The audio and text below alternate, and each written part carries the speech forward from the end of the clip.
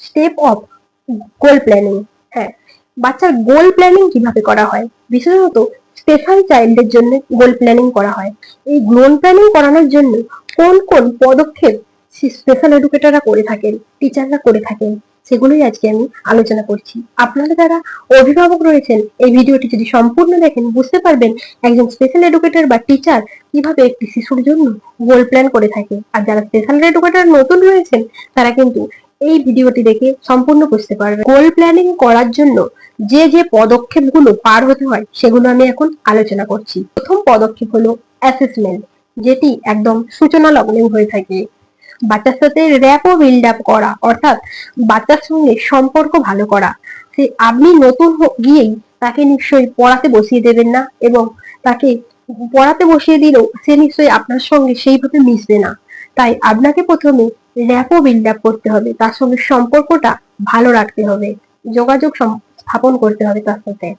এই র্যাপো build up করলে তবে কিন্তু বাচ্চা আপনার সঙ্গে মিশতে শুরু করবে, আপনার কাজ করতে সুবিধা হবে। এই অ্যাসেসমেন্ট ক্ষেত্রে র্যাপো বিল্ড আপ গুরুত্বপূর্ণ। এরপরেই যেটি হচ্ছে সেটি হলো ব্যাকগ্রাউন্ড ইনফরমেশন টেকিং। হ্যাঁ, বাচ্চার যা যা ব্যাকগ্রাউন্ড ইনফরমেশন রয়েছে সেগুলো কিন্তু সংগ্রহ করা একটি গুরুত্বপূর্ণ ভূমিকা। ব্যাকগ্রাউন্ড ইনফরমেশন ছাড়াও তার বর্তমান যে ওর অবস্থা রয়েছে সেগুলো ওর পরিবার কিংবা ওর যারা দেখভাল করে তাদের কাছ থেকে সংগ্রহ করা। অ্যাসেসমেন্টের ক্ষেত্রে তাহলে তিনটে বিষয় থাকছে। প্রথম বিষয় হলো র্যাপো বিল্ড আপ করা, দ্বিতীয় বিষয় হলো ব্যাকগ্রাউন্ড ইনফরমেশন সংগ্রহ করা, তৃতীয় বিষয় হলো শিশুটির ইনফরমেশন সংগ্রহ করা।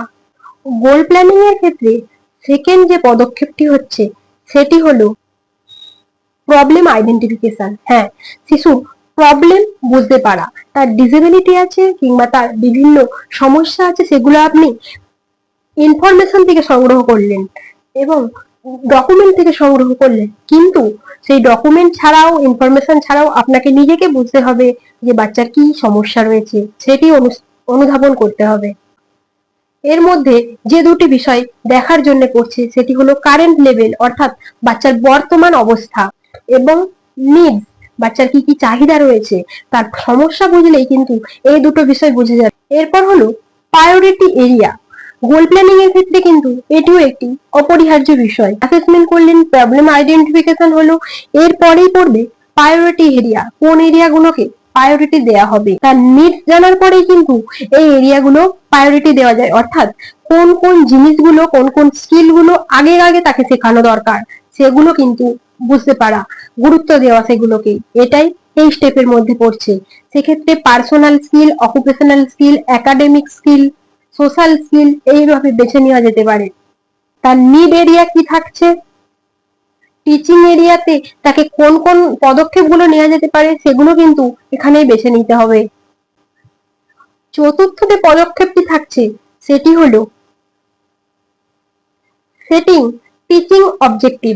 হ্যাঁ, শিখনের উদ্দেশ্যটা তৈরি করতে হবে, বাচ্চাকে কেন শেখাবেন এই স্কিলটি সেটি আপনাকে আগে বিবেচনা করতে হবে। যে স্কিলগুলোকে গুরুত্ব দিয়েছেন অর্থাৎ প্রায়োরিটি দিয়েছেন সেগুলো শর্ট টার্মে শেখাবেন না লং টার্মে শেখাবেন, সেইভাবে কিন্তু গোল প্ল্যানিং হবে। তাই শর্ট টার্ম বলতে ক্ষুদ্র পদক্ষেপে, মানে কিছুদিনের জন্য ছোট ছোট ভাগ করে করে শেখাবেন, নাকি একবারে বড় পদক্ষেপের জন্য একবারে 6 মাস, 1 বছর এইভাবে ধারাবাহিকভাবে শেখাবেন, সেটা কিন্তু যাচাই করে নিতে হবে। ফিফথ যে স্টেপটি থাকছে সেটি হলো ক্লিয়ারলি সেট করে দেওয়া, কে বাচ্চার সঙ্গে থাকবে, কোন জায়গায় বাচ্চা শিখবে, কখন বাচ্চা শিখবে, কি কি জিনিস তার জন্য লাগবে, কে কে ওই সময় বাচ্চার সাথে সাহায্য করবে, এগুলো।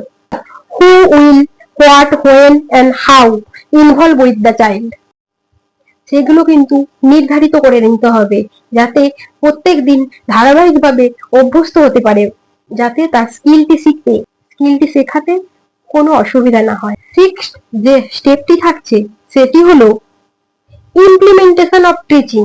হ্যাঁ, এই যে গোল প্ল্যানিং গুলো হচ্ছে স্টেপ বাই স্টেপ, এবার যে ইমপ্লিমেন্টেশন হবে সেটিও কিন্তু গোল প্ল্যানিং এর একটি পদক্ষেপ।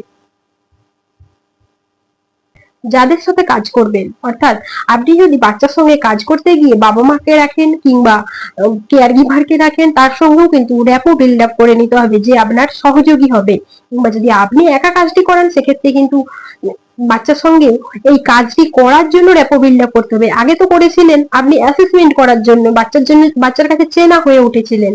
এবার হতে হবে যে বাচ্চার সঙ্গে আপনি কাজ করবেন, এই বিষয়ে বাচ্চাকে অবগত করিয়ে তার সাথে র্যাপো বিল্ড আপ করা।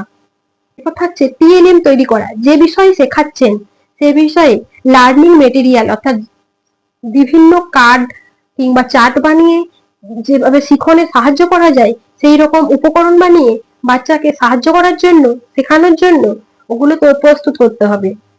কোন পরিবেশে বাচ্চা শিখবে সেটা সেট করতে হবে, কোন পজিশনে বাচ্চা বসবে সেটাও সেট করতে হবে। বাচ্চা যদি শারীরিক অসুবিধা থেকে থাকে সেক্ষেত্রেও কিন্তু সেই বিষয়গুলো মাথায় রেখে বিবেচনা করতে হবে। এবং বাচ্চার জন্য কি কি রিওয়ার্ড এবং রিইনফোর্সমেন্ট রাখা যেতে পারে সেগুলোও কিন্তু নির্ধারিত করে নিতে হবে। সেভেন্থ যে স্টেপটি থাকছে সেটি হলো ইভ্যালুয়েট। হ্যাঁ, ইভ্যালুয়েট স্টেপে পড়ছে রেকর্ড কিপিং, অ্যানালাইসিস ইত্যাদি। অর্থাৎ কোন নির্ধারিত সময়ের মধ্যে অ্যানালাইসিস করা হবে তাও কিন্তু নির্দিষ্ট করে নিতে হবে। এবং প্রত্যেকদিন যে কাজ করানো হবে সেটাও কিন্তু নোট ডাউন করে রেকর্ড রাখতে হবে। কি শেখালেন, কখন শেখালেন এবং কোন কোন মেথড গুলো তার সঙ্গে অ্যাপ্লাই করলেন সেগুলোও কিন্তু নোট ডাউন করে রাখতে হবে এবং তাতে বাচ্চা কেমন রেসপন্স করেছে সেটাও রেকর্ড রাখতে হবে। এইভাবেই একটি বাচ্চার গোল প্ল্যানিং হয়ে থাকে। সাধারণত এটা ট্রেনিং টিচারদের জন্য এই ভিডিওটি বেশি হেল্পফুল হবে। এছাড়াও যারা নতুন টিচার রয়েছেন তাদের জন্য এটি লাগতে পারে। বাবা মারা যারা রয়েছেন তারা জেনে নিলেন কিভাবে বাচ্চার অ্যাসেসমেন্ট করে নতুন গোল প্ল্যানিং করা হয় প্রথম থেকে শেষ অবধি। তাই টিচার এবং স্পেশাল এডুকেটরদের সহায়তা করবেন যাতে এই স্টেপগুলি পার হতে কোনো অসুবিধা না হয় এবং বাচ্চার ব্যাপারে যথাযথ তথ্য দিয়ে স্পেশাল এডুকেটর এবং টিচারদের সহায়তা করবেন যাতে বাচ্চার সর্বাঙ্গীন বিকাশে কোনো ত্রুটি না থাকে। It is a goal planning process. It will be depend for implement also need teaching strategy. অর্থাৎ এগুলো শুধু ইমপ্লিমেন্ট করার জন্যই কিন্তু এই পদক্ষেপগুলি যথেষ্ট নয়, তার সঙ্গে যথেষ্ট আছে টিচিং স্ট্র্যাটেজি। অর্থাৎ কোন কোন পদ্ধতিতে শিশুটি শিখছে সেটাও, সে বিষয়টা শিক্ষক এবং স্পেশাল এডুকেটররা বুঝে নেবে। তাই একটা বাচ্চার গোল প্ল্যানিং এ এতগুলো পদক্ষেপ তাহলে প্রয়োজন। বুঝে নিলেন আপনারা যে এই পদক্ষেপগুলো পার করে টিচার এবং স্পেশাল এডুকেটররা বাচ্চার জন্য শিখন প্ল্যান করে থাকে। তাই বাবা মা হয়ে থাকলে আপনি কিন্তু শিক্ষককে যথাযথ সাহায্য করবেন। আশা করছি আজকের ভিডিওতে আমি তুলে ধরতে পেরেছি কিভাবে একটা বাচ্চার গোল প্ল্যানিং হয়। ভিডিওটি যদি ভালো লেগে থাকে লাইক করতে ভুলবেন না, পারলে কমেন্টও করতে পারেন। আপনাদের অনুপ্রেরণায় আমার নতুন ভিডিওর পদক্ষেপ আসতে পারে।